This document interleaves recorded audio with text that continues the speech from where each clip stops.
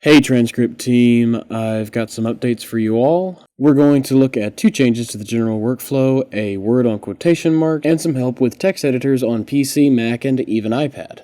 Biggest change, we are no longer capitalizing pronouns related to God. This is not because you all are doing a bad job, what I've actually seen has actually been fairly good, but the risk of confusion is too high in my opinion.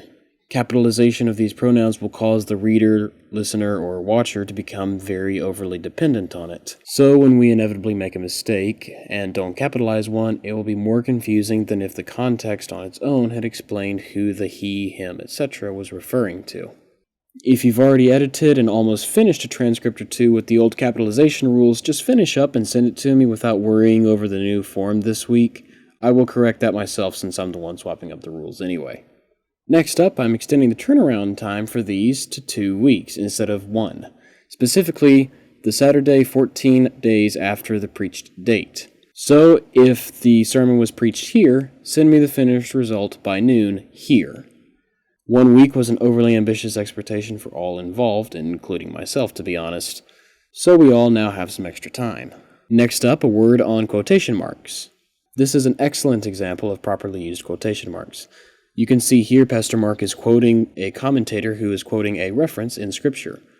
The double quotes are to start Pastor Mark's quotation of the commentator, and the single quotes, or the inner quotes, start the quote from the Bible within Pastor Mark's quote of the commentator. It's a quote within a quote. You can see these inner quotes starting and ending where necessary throughout the paragraph, and the double outer quotes ending here. This is not super important. Spelling is still by far the most important. The proper organization of who is actually talking is most helpful to the viewer or the reader.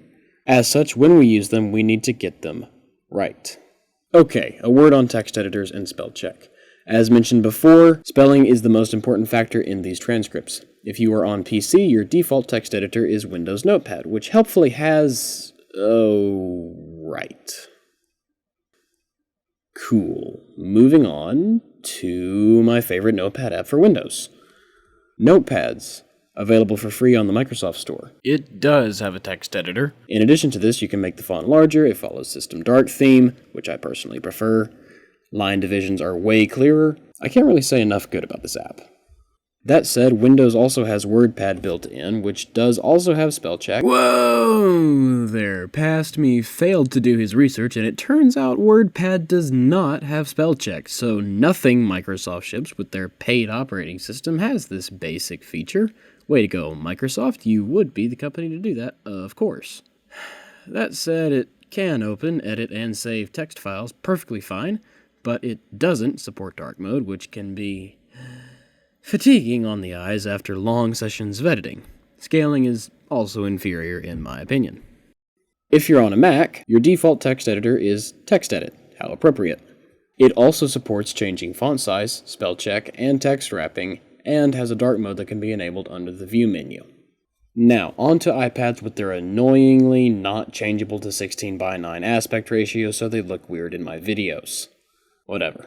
If you want to edit on an iPad, you will need a third-party app, but there are two that I have used with a degree of success. First up is the appropriately named Text Editor, available on the App Store. It looks almost like the iPad's native Files app, so if you're comfortable in there, you'll be comfortable here. Once you choose a document, it is text-wrapped by default, and you can adjust the font size, but you cannot use dark mode without paying. Lame. A free alternative with dark mode for those with eyes like mine is Coder. When you first open the app, in the bottom left corner, tap the plus sign and import files from Files. Navigate to the folder you have your text file in and select it. If necessary, tap the document in your sidebar to open it in the app and make your edits. When done, press and hold the document to export it, name it appropriately, and send it to me. That said, I have found this app to be a bit buggy. So if y'all come up with an alternative that you'd like to share, feel free to let me know and I can check it out and share it with everyone else. One last reminder on some easy to forgets. Remember to text me your availability for the next 2-week period on Monday by noon. Turn in the transcript 2 Saturdays after it was originally preached, and don't use enter as a text wrapper. It's not. Thanks again for all the hard work. The transcripts I've received thus far have been pretty good, so keep it up. See y'all in church. If you've already finished or edited,